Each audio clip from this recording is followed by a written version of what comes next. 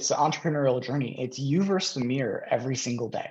Like the only person who's going to create results in your music business or your filmmaking or being a artist, there's a picture behind me. Like the only person who's responsible for that is you, and nobody else cares.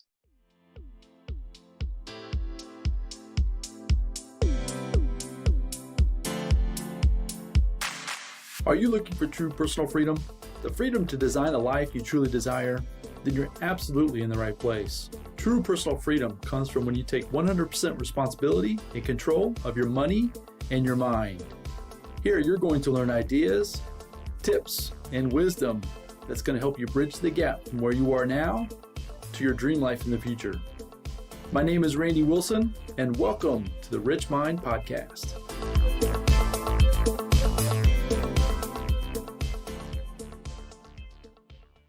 All right, everybody, welcome back to the RichMind Podcast. And today I'm coming to you with another fantastic guest. He's actually down in Jacksonville, Florida. I've got with us Steve Shane. Steve is a successful realtor. He actually started his time in the Nashville area, which is a very hot market. This was might not have been as hot as it is today or was, but at the same time, when he started, he ramped up to super successful in that market in a relatively short period of time, which I'm super excited to get into that conversation. But then he since has moved down to Jacksonville, Florida, where he is with, he has two young children. We actually didn't talk about if it was boys or girls, but Two little girls. Yeah, two little girls. I've got two little girls. That's well, mine aren't little anymore, but I've got two girls anyways. But yeah, Mine love are that. little. Yeah, that's super cool. But anyways, he's down in Jacksonville, Florida.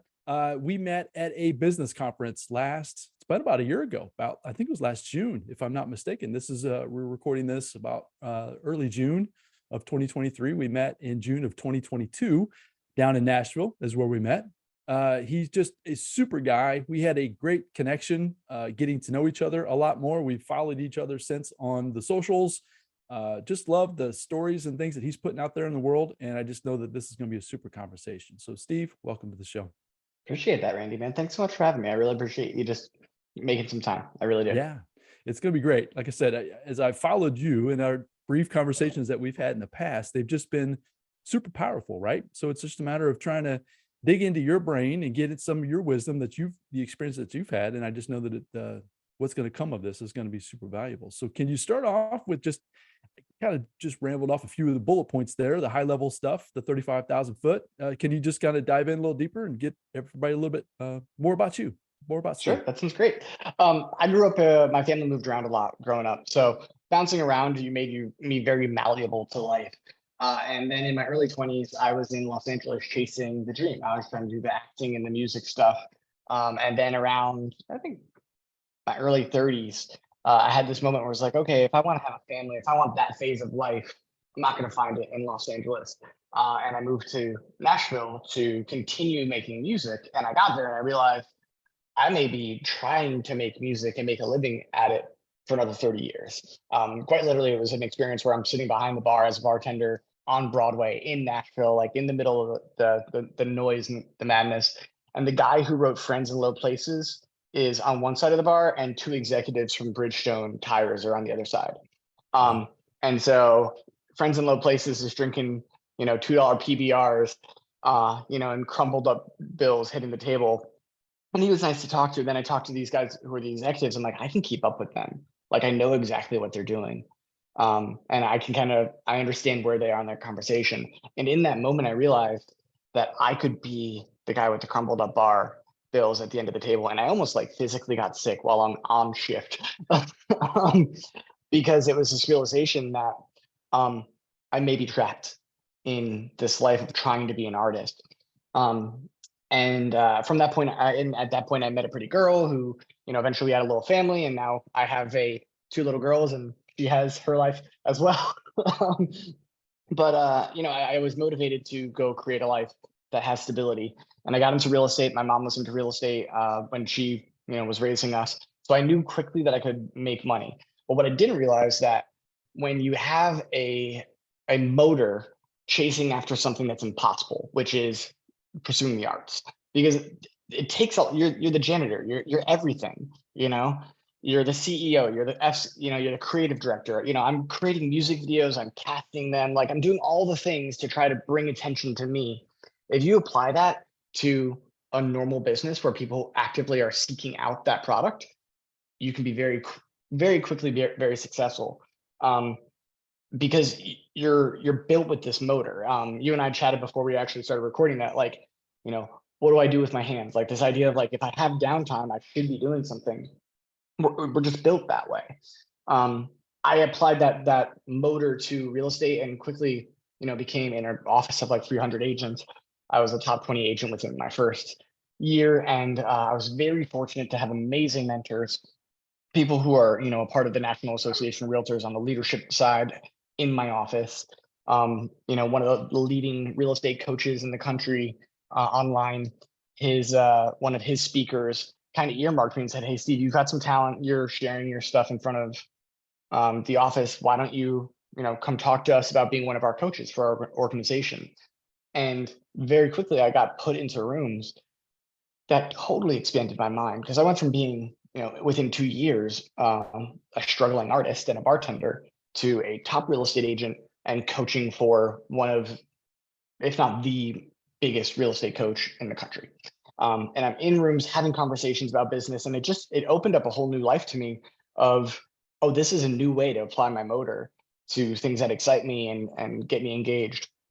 And I had a lot of success with that. Moved down to Jacksonville Beach, because why not? If you can sell houses, sell them anywhere, especially the beach. And I had some good success here, but I was really focusing on building a coaching and marketing company. And I've realized personally that real estate, as a residential real estate agent, it has this cap. And the reason you and I met was we were at a conference about buying businesses. And what I realized was I could work for 30 years. And the same thing happened to my mom. She worked for 25 years doing real estate. And then one day she just stopped. She built this big, beautiful business, and then it just ends. There's no asset. There's nothing to sell. All that time and effort and energy and devotion that you put into creating systems and processes and all this stuff, there's no exit. And once that seed was planted in my mind, it ruined real estate for me because I just felt like I was wasting time. So over the past 2 years, I've been trying to build this team and opportunity to go ahead and go buy businesses, and just trying to find the right one. So I'm in this weird transition period where I'm actively growing and building my business that I have, which is real estate, with the knowledge that I'm trying to acquire something that eventually I could have an exit on, and it's like flipping a house, but you have so much more control over the asset because you're controlling the processes, the systems, the income, so you can increase value, very similar to multifamily property, but you can do it in a shorter period of time where you're not stuck in 7 to 10 year, cycles. That is a very long-winded way of saying I'm here now in transition in life, looking for the next thing, and it's a unique moment, because at the end of the day, I'm still serving my clients. Right after this, I'm jumping in a car and I'm going to be filling houses, and I'm passionate about marketing, and I'm working with a marketing company to grow their business, all the while just building resources, building out a team that when the right business comes along, we can hit the road running. Yes, that was a very long hint. No, that's where I told you that's gold, right? That's what I'm talking about. And I'm super excited. I knew this conversation was going to be fantastic. So just use that explanation you just gave, right? So I've got so many questions already in my mind. I'm trying to think of where I want to go. Yeah, I'm trying to think of where I want to go first, because I just want to dig a little bit deeper. But my first thought, that when you were talking about your experience with the music industry, and we don't need necessarily go into details as far as like the slug of going through the day-to-day grind and that good stuff. But at the same time, I would assume that all of that preparation, right? All of that effort and energy, it's like you were talking about, you just weren't necessarily using it on the right tool, right? So that experience you gained, I assume, when you came over, speaking in front of people, right? I mean, you're presenting, right, in just a different way in front of a different group. Obviously, you got a very different impact and a different result based on that group that you were speaking in front of. Can you talk about that a little bit, as far as like the wisdom and knowledge that you gained from the hard work, from trying to get, I I assume the record deals and writing the songs and Yep. getting in, your gigs and that kind of stuff, and how that related over then into this real estate world that you're in now. I mean, they correlate directly because it's the entrepreneurial journey. It's you versus the mirror every single day. Like, the only person who's going to create results in your music business or your filmmaking or being a artist, there's a picture behind me. Like, the only person who's responsible for that is you, and nobody else cares until they do, right? Nobody cares until they do. So you have to keep showing up for you when physically there is no result Mm. that everybody else would. If I'm selling a widget, I work really hard and I can say, hey, do you want to buy my widget? And somebody says, yeah, you're like, oh, it gave me a little bit of, a little bit of juice to keep going.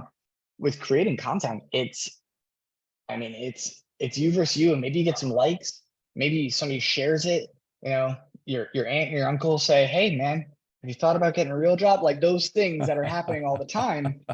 And I'm saying that because that actually happened to me. You're like, hey, Yeah. like, you're really good, but like, Right. how long are you going to do this? And it's that you versus you experience all the time.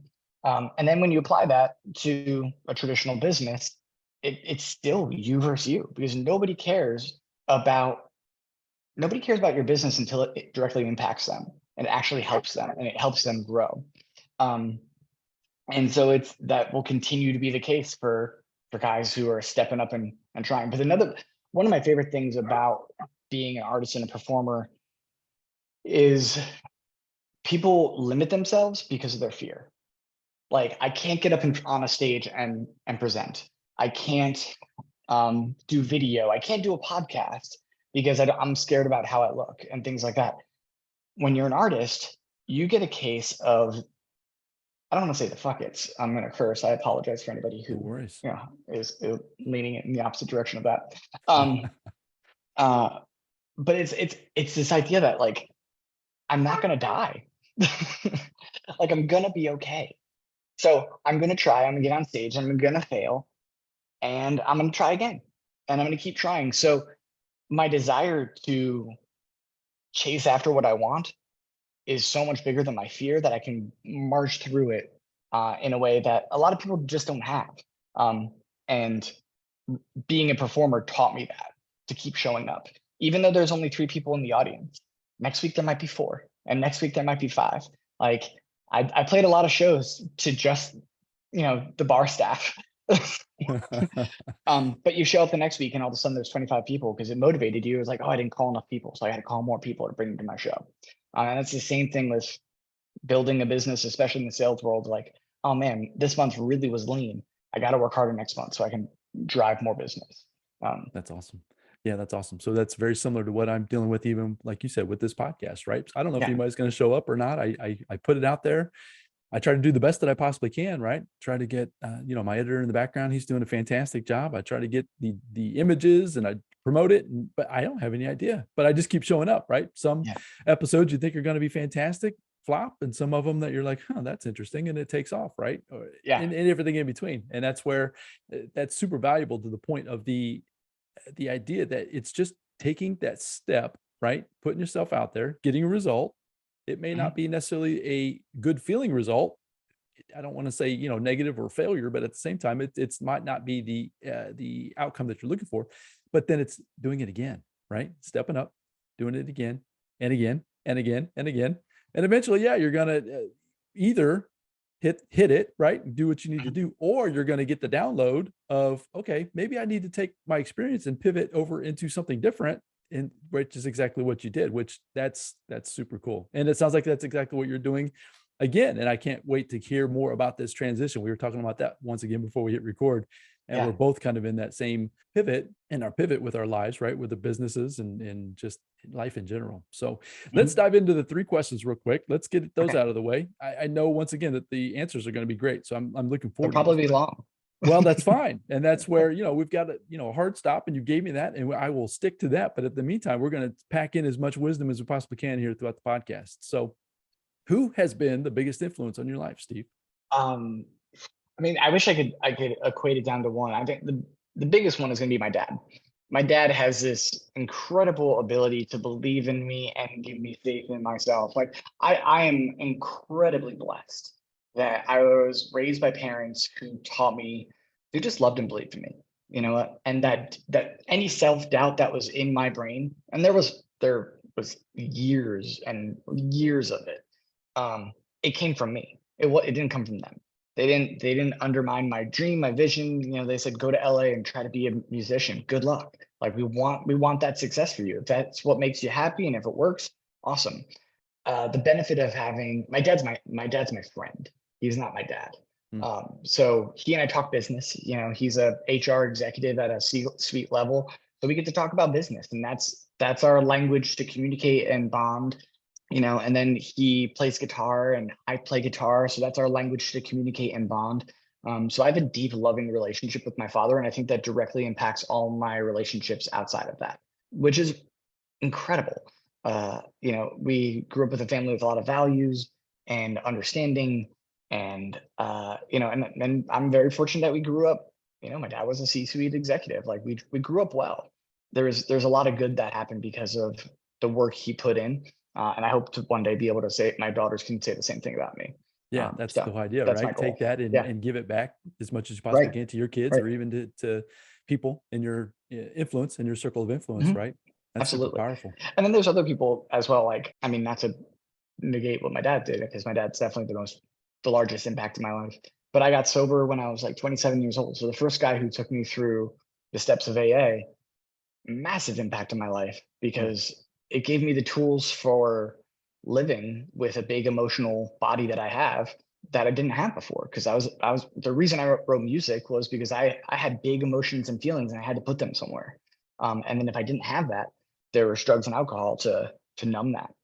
So to have somebody walk me through that process so I could stay sober and live a life, you know, that wasn't absolute chaos anymore, that was a big direct impact on my life. And really, I mean, I would say that decision in my life was the biggest pivot of my life because everything changes after that. When you have to live inside your body without being able to medicate it, it's a different experience. I'm grateful for it. I'm grateful that I get to, you know, be present for my family all the time. Well, congratulations for that, right? Thanks. I know that's got to be a huge step. I can't speak from experience on that myself, but at the same time, yeah, congratulations on getting to that point for yourself, for finding that mentor, right? Your father, Yeah. this gentleman, Yeah. right? That's super cool. To take their mentorship and then put it into action, because you could have met these folks. I mean, obviously your dad, you're going to be in relationship with your dad, but at the same time, you could have taken this information or wisdom from this gentleman and just bypassed it, right? Which would Yeah. have given you a totally different result than what you have today. Yeah. So that's super I cool. mean, being in the rooms of Alcoholics Anonymous, not everybody gets it. Like majority of people miss it, you know, and I'm glad I got to hold on to my seat and hold on to the thing that like keeps me stable in life and being able to build a connection with a higher power and all that other stuff that makes life, you know, enjoyable. So it's pretty cool. And then the aspect of being able to take that and expand on it. Because I think everybody's just planting seeds and you're either planting a perennial or you're planting an annual. Some things are perennials. They're gonna, you know, they're gonna fall, they're gonna blossom and grow, and then that idea, that moment dies. But some things are perennial and they keep growing and they keep sprouting fruit.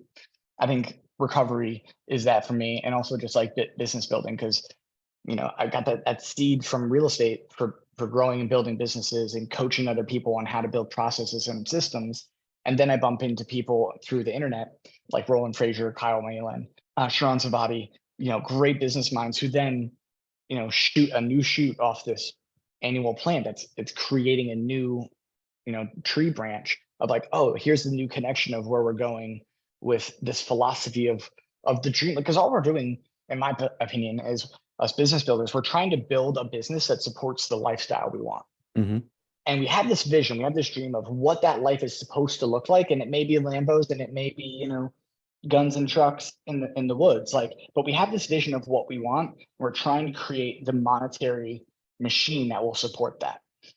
So finding those mentors who kind of align with that, or at least give you a little bit of information on how to grow that machine so you can have that life. I mean, my dad again looks at me and he's like, how do you know these people? He's like, you were a bartender and a real estate agent. How do you know like the president of these companies? How do you know like $100 million and the power of Facebook and Instagram and building communities and these masterminds that, cost $500 or $2,000 to get into, getting in community with these people who are trying to grow that dream life through their business. That was literally not possible 10 years ago. Like we have a cheat code in such an amazing way. When I started real estate, this was not something that existed. Yeah, even in relatively a short period of time ago, right? Yeah. But yeah, I say that and I talk about that a lot here on the show, right? That's been a little bit of, you mentioned a cheat code, right? For myself personally, right? Is spending the money, spending the time, getting in the rooms. You have to show up and participate. You can't just sit in the back of the room with your arms crossed and just be to yourself. You can't do that. And it can be a little bit uncomfortable sometimes, right? But depending on the conversations. But at the same time, putting yourself out there with different folks from different walks of life, it's amazing how quickly you can get to know and how humble. I don't know what I'm trying to think of the right word. These folks that you would perceive to be, I don't want to say better, but at the same time, maybe at a different level, maybe than you are, whether it's financially or even just a status, right? Yeah. You think that they would not necessarily be approachable. And that is 100% not the case. That's been my experience. I'm not saying that's that way every time, but every time that I've had the opportunity to have a conversation with somebody that is perceived to be at a different level or a higher level than where my aspirations trying to get to, they've been more than willing to just have a conversation or get to know you a little bit. It's really a fun process to do that once you really get the hang and realize that wow, it's really possible. It's incredible. And I find that leaders who build something like this, typically they want to bring people with them. Like, because they've reached that promise line, they've created that life, and they're like, it's possible. And if you're willing to do the work, I will lay breadcrumbs in front of you, but I'm not going to give you the whole cake because you're not going to know what to do with it. The real good leaders are dropping small breadcrumbs like, all right, if you accomplish this, and I'll give you a little bit more. If you accomplish this, I'll give you a little bit more. And they see, are you worth my time and effort? That's what the breadcrumbs for. Right. And then when you show up and like do it a phenomenal job, I mean, what a better, champion to have in your corner than somebody who's been to the top of the mountain, who's helping you get there so you can build your own. Super powerful. I agree 100%. That's great. So that kind of leads me in then to the second question then, as far as your challenge. What's been your biggest challenge and what have you learned from it? We've talked about a few things here already, right? But yeah, I'd be curious to hear what that would be, what kind of answer you'd have for that question. Well, I mentioned earlier in our conversation that, I met a pretty girl and she's not in my life anymore, but I got two little pretty girls I have two peaches up here. My daughters are my peaches. They're sweet on the outside and hard on the inside. But I've got these beautiful little girls in my life because of my ex. But honestly, it's that relationship falling apart. That messes, especially as a man who's trying to be a provider, who wants to show up for his family, and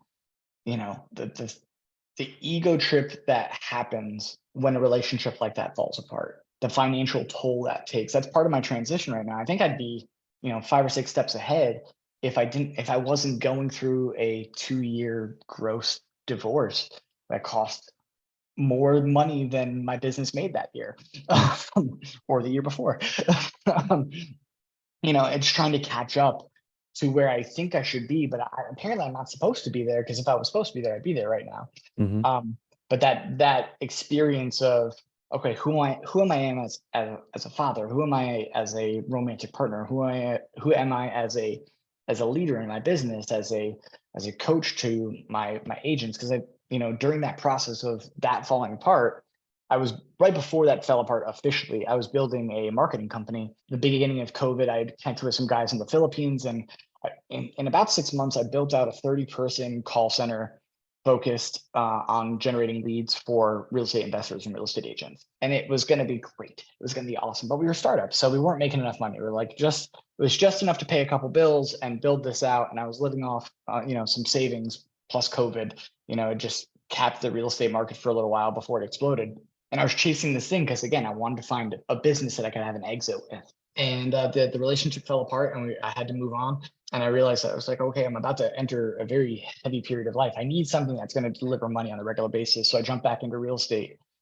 In the course of, less than 24 months, I built a team of 8 agents. We sold over 100 homes in that time period. Mm-hmm. Like, we just I figured out how to systematize something that most people take their whole life to figure out, and I did it in about 6 months. Again, it was being in rooms with elite agents who had already done that, copying what they're doing, like literally copying it. Because like if you've done it, it works. I'm going to copy.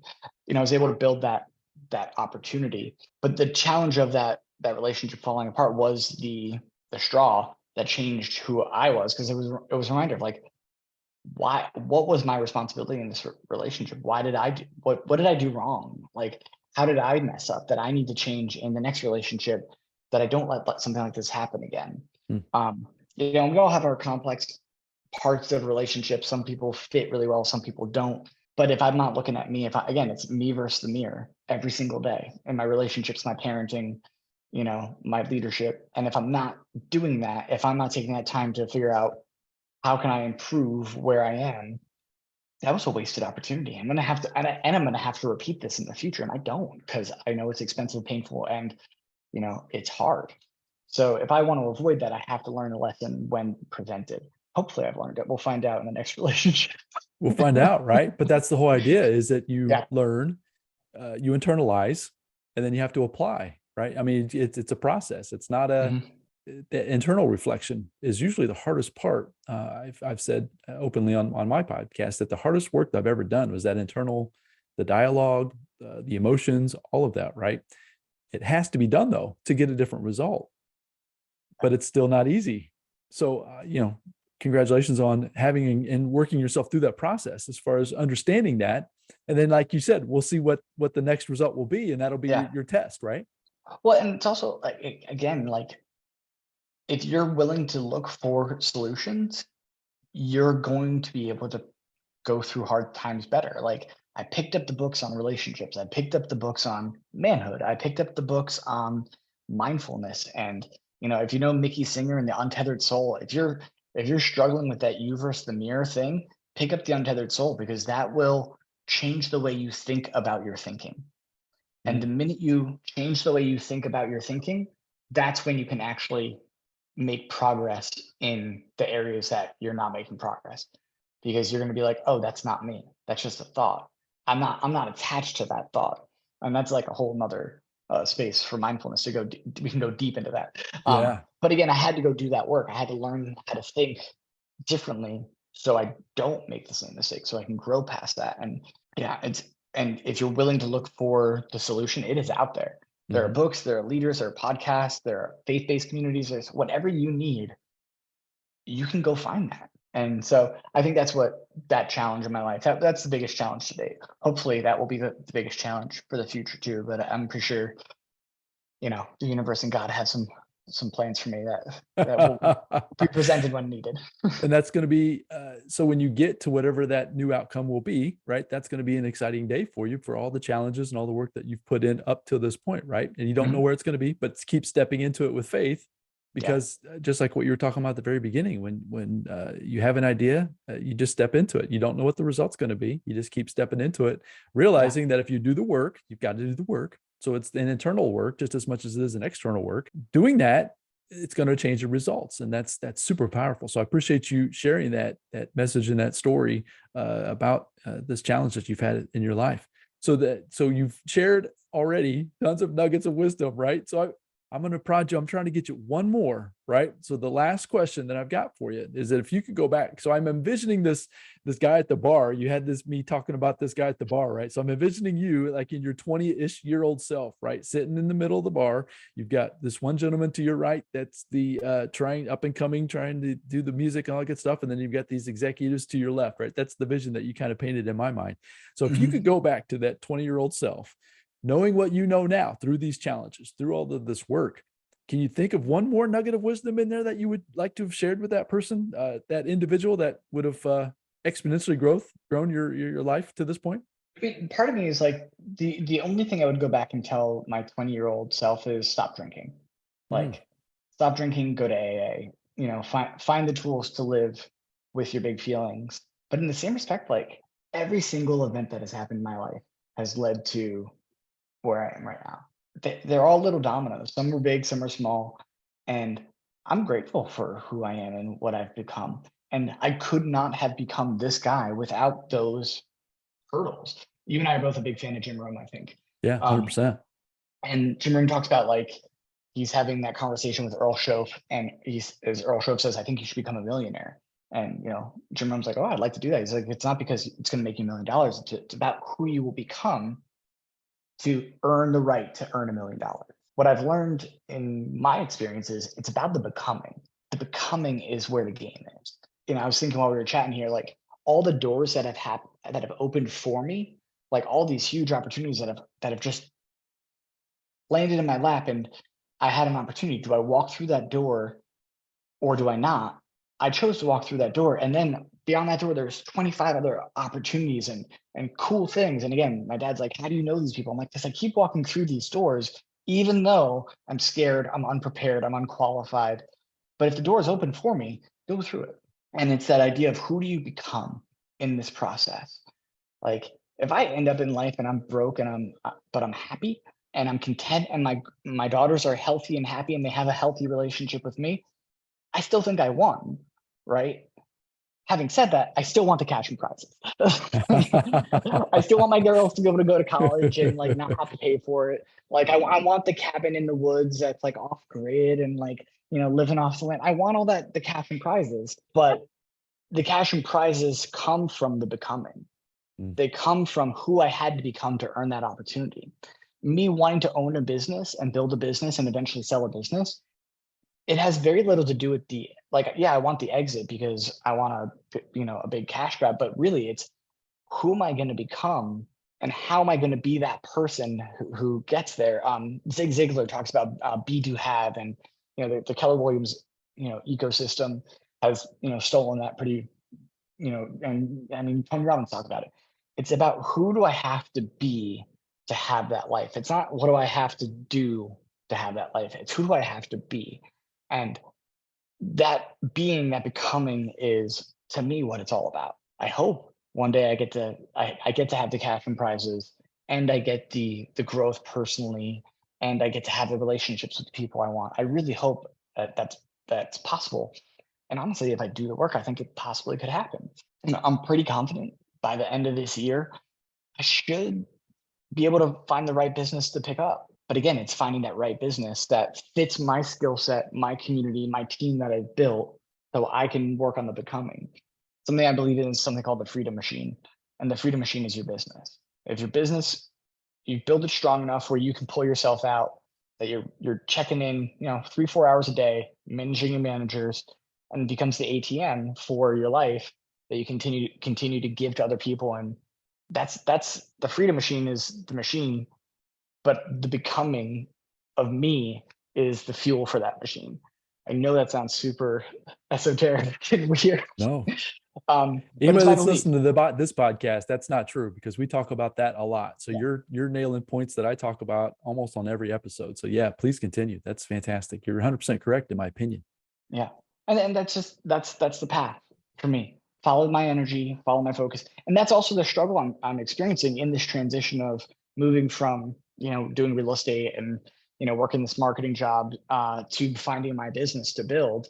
It's that struggle of how do I find the right business that leans into my skill sets? How do I find the thing that's right for me? Because there's this idea, maybe it's impossible, maybe it's a lie, maybe it's something that it's the dream that I have to go chase and I have to lean into that harder. I don't know right now, but it's this idea that there is a specific thing that is out there that meets all my criteria. And when I hit that, it's going to be rocket fuel. That plus the right team. Oh my gosh, what's possible is possible. Because when I think about, I don't particularly enjoy selling real estate. Don't tell anybody. Don't tell anybody. Just, don't make this the reel. Yeah, there you go. That you post out. I don't particularly enjoy it. And I was able to build a 20 million plus team in less than 2 years on something I didn't enjoy because I had to do it, right? I was able to produce and create multiple records on something that I really enjoyed, and nobody watched it, but I'm really proud of the work I did because I did it. I showed up for myself and I did it. When that sweet spot of the right business, the right opportunity, and that work ethic and that ability hit at the same time, like I'm very confident that I'll be able to build the freedom machine. I'm very confident that that exists and that it's real. And then when I'm messing up, I can call people like Sharon Savati, or I can call you, and I can call, Kyle Malin and be like, I am at a loss for what to do now. They're like, oh, I've done that 3 times here. Do X, Y, Z. And I've got the cheat code because of the network that's been built. I'm beyond lucky to be where I am right now, because I know when that opportunity hits, it's going to be great. It's going to be a lot of fun. It's going to be hard, but it's going to be fun.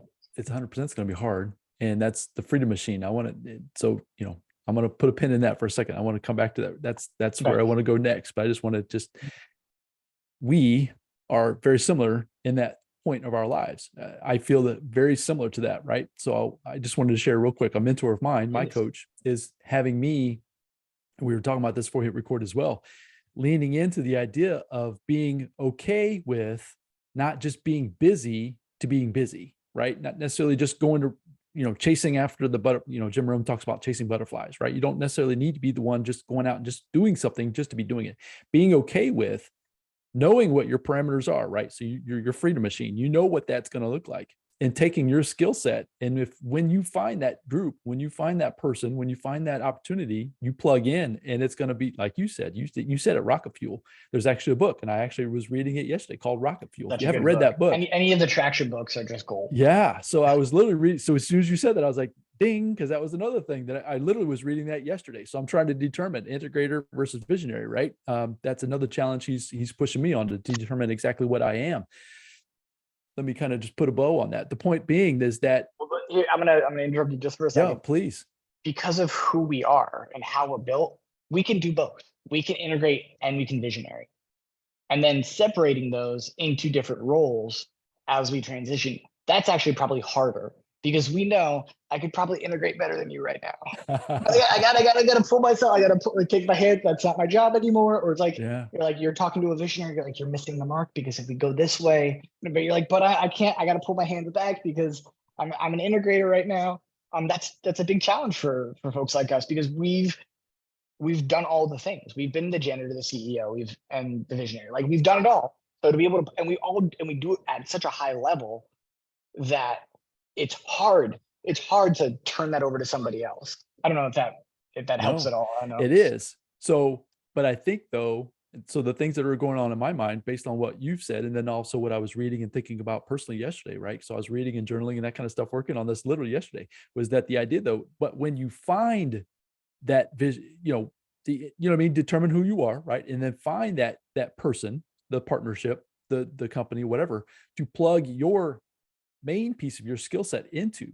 That is where you're talking about. This freedom machine will just, it'll literally launch to the point where you won't even be, you'll look back and you're like, wow, what in the world was I thinking back then, right? All of that hard work will then exponentially grow into a potentially this exit that you're talking about, or even if it's just a business that's this freedom machine spitting out cash to the point where you literally can do anything you want with your 2 little daughters and live that lifestyle. So I guess, trying to figure out who you are, who do you need to become, right? Doing that internal work, right? So that's been the theory, or the kind of the discussion throughout this entire podcast so far, is that understanding who you are, knowing the journey that you've been on, taking those experiences, stepping through the doors, having the faith to get into the rooms, to learn it from those people. Yeah, it's not fast, but at the same time, that's the secret, in my opinion, is you've got to be willing and have the faith to do those things, and then be willing and ready to plug in. So when you had the epiphany, I don't know exactly, you made this point earlier in the conversation where you realize that being a realtor, it's like you're the sum of one, meaning it's like you're either out there doing it or it's not being done, right? So I had that epiphany very similar with my life too. I was brought up with the idea that I had to do it all. I had to be the one there again, like you said, building the business, right? I had to do everything. I had to to the point where you're just running ragged and you're not necessarily getting any traction. So I just want to kind of dig into the feelings and the ideas when you had that epiphany of realizing that this isn't going to get me to this freedom, right? This freedom that you're looking for, this freedom machine, doing it all by yourself. And the idea of how did that, those ideas, those thoughts in your mind, move you into a different direction, which is where we met probably in that business conference, right? So the idea of building a machine that is spitting out cash, whether it's a real estate business or even a brick and mortar, whatever the business is, it doesn't necessarily matter. But can you just talk about that epiphany that you had a few years back, being a realtor and realizing that I can't keep doing this, or, you know what I mean? You're not going to necessarily get the result that you're looking for. It was, again, it's all about those dominoes. I became a real estate coach with, Tom Ferry, one of the best real estate coaches in the country for, the individual and team real estates, because I was sitting at tables with people who were far more advanced than me. I bumped into this guy named Sharon Servati, who Sharon had a big exit with a brokerage that he ran in Beverly Hills. And everybody's like, Sharon's the smartest guy in the game. He came from Goldman, I think, and figured out how to do an exit when in a business, in a company, in an industry that you can't get exits in. He's the smartest guy in the game. So whatever Sharon said or did, I would do it, because, again, follow the lead of the people who've done it. To this day, Sharon's like the smartest guy. I don't know if you're a big marketing fan, but Alex Hormozy, Bedros Koulian, I think his name is, like, Sharon mentors them. Like, the people that we look at as mentors in the internet space, their mentor is Sharon. And so when Sharon says to do something, you do it. And he was connected with this guy named Roland Frazier. Roland Frazier, at the beginning of the pandemic, launched this, business buying online clinic, because we're all sitting at home. This is like March, April of 2020, like when nobody knows what's going on. All the money just dried up. Everything is chaos. And I was like, all right, I'm gonna throw a couple bucks into this, program and see if it makes sense for me to learn. But also it's just a way to pass time. But that's when the light turned on. It was like, I knew that being a full-time real estate agent or running a big full team for the rest of my life, I knew that wasn't going to be my path. And I was trying to find the next thing. And I'd done a bunch of startups at that point. I had the marketing startup. I was, I'd done the e-com thing. Like I've been trying to do all these things, and realizing that the gas it takes to launch a business is so huge. I imagine, when we think about the old rockets from the 80s, you had this tiny little rocket on 3 giant canisters, right? But those canisters were all gas. Like, it took that much gas to launch this tiny shuttle off the platform, right? And that's what it is to launch a business. It takes so much money, time, and effort. But once it's up in the air, this tiny little shuttle can fly through space very simply. Well, why spend all that time, money, and effort on something that may not launch on a startup when you can find something that's already functioning, already running, and has cash flow? That, all right, now I just have to figure out how to get it more altitude, get more sales, get more opportunities, become more profitable, use my skill set that I've been acquiring over these business coaching opportunities to actually apply it to something that could have an exit. And that's what the Roland Frazier stuff taught me. And through that, I think actually through Roland's epic class, I met Kyle Malin. Kyle is, one of my favorite people on the internet. And that's the conference you and I went to. Not only is he like just good people, he's really smart about what he does. He's figured out how to buy, this $1 to $10 million business sector, scale it and flip them, and to be able to teach that in a very, very simple way to gather, and gives you the confidence to go out and try it. And building a relationship over the past few years with him has been really cool. And that's the process. It was that one little domino that fell, that door that opened, that I was like, all right, well, if everybody says Sean's the smartest, I'm going to do what Sean tells me to do, right? And it was continuing to do that. And I was chatting with somebody recently, and was just like, man, this startup real estate game is tough. And we both kind of came to the point where, like, the game is multifamily and business exits. If we can just focus on multifamily buildings and business exits, we can really build the life that we want. That is the long-term vision: multifamily or commercial property and business exit. So that's the hope, that's the goal. Whether it's a laundromat that's kicking out $30,000 a year net profit, that covers one kid's private school. Let's go get him the laundromat. We can cover the next kid's launch to private school. Just stack them it's up. those. it doesn't have to be the big, robust one big machine. We could be stacking small, simple businesses, or we could find one business that can churn out that income level that we're looking for. So that's where I'm headed. That's what I'm working on. And again, trying to find that sweet spot of a business that makes a lot of sense to me, that fits my skill set. And I'm going to keep looking, you know. And you said that you've mentioned this as far as marketing is kind of your passion, right? You love sales, you love marketing. Is that what I've heard you say? It's a natural progression from the arts. Like when you really think about it, when you're trying to be a musician, you're trying to be an artist, 90% of your job is, hey, look at me. Hey, look at me. Like, I need your attention. I'm also the youngest of four, which is also a skill set of needing people's attention. But it's this idea that, well, if I can figure out how to capture your attention and use the correct copy and use the right images and use the right language to hold your attention and now become your authority in that space, if you can do that in music, if you can do that in business, that's what it's all about. Yeah, I call it marketing because that's what everybody else calls it. But to me, it's attention. It's attention and retention. If I can have your attention, and when you think about buying socks, you think about my company, then I've done my job. Marketing is just a comprehensive word for the tools and resources for attention and retention.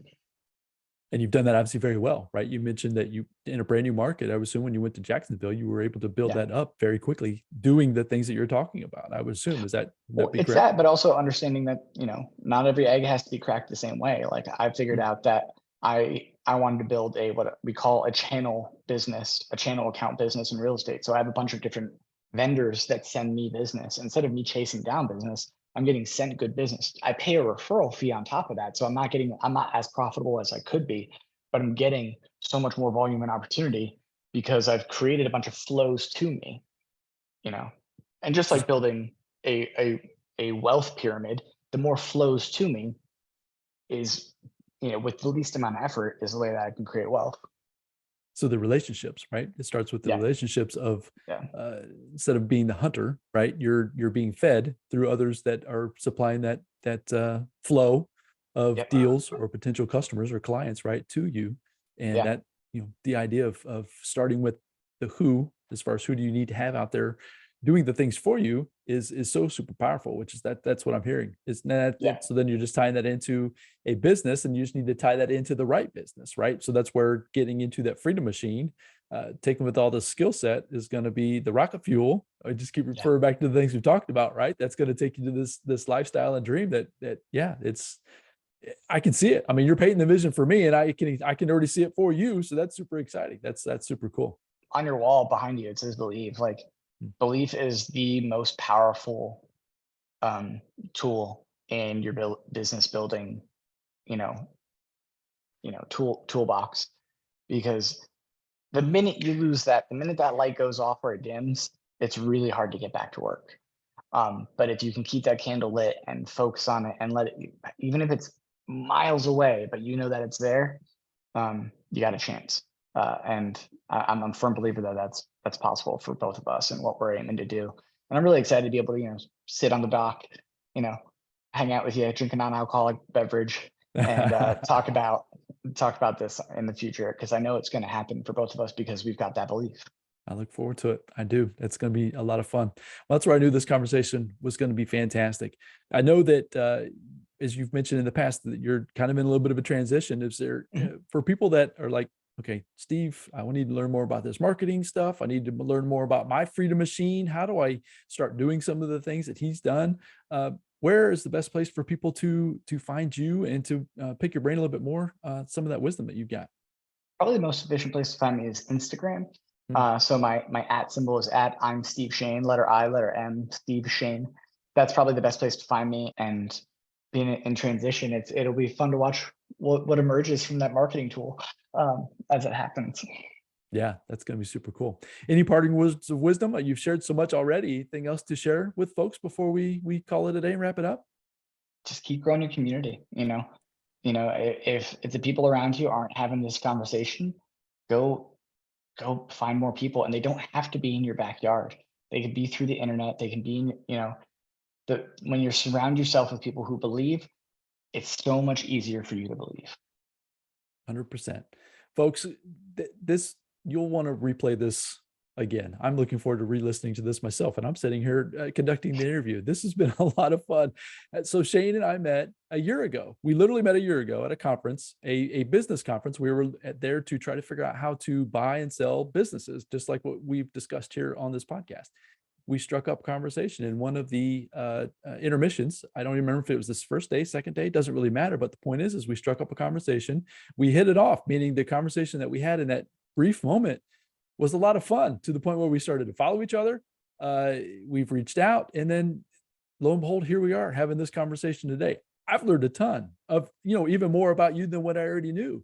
It's been super fun. I appreciate all the vulnerability and everything you've just shared and discussed. Totally resonates with me and is exactly the message that I want to bring to my audience here on the RichMind Podcast. So Steve, dude, I really appreciate your time today. This has really been a lot of fun. Folks, go out there, make it a great day. Be appreciative, believe, have faith, realize that having the vision first, right? Have an idea. So Steve talked about having this freedom machine. What does that mean for you? What is freedom to you? It doesn't matter. Like you said, you can have the yacht, or you can have the house up in the hills, and everything in between. It doesn't matter. It's what your vision is the most important. When you have that vision, opportunities are going to start to arise. You need to have the faith and believe in yourself to step forward into those opportunities. It might cost you a little bit. It might cost you a little bit of money, might cost you a little bit of time.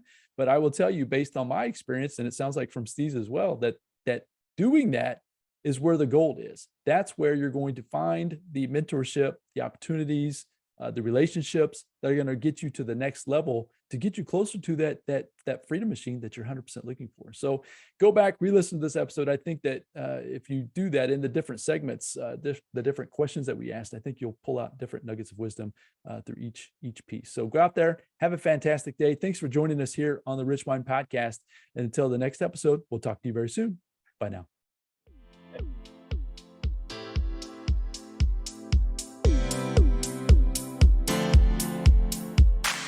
Thank you for joining me on the RichMind Podcast. I hope you found a ton of value in this episode. If so, I'd really appreciate a 5-star review, and you can also share it with your family and friends. And as my mentor Jim Rohn shared with me, in order to have more, you must first become more. And in order to become more, you must work harder on yourself than you do on your job. So go out there today and work harder on yourself to become more and build the life of your dreams. Until next time, my friends.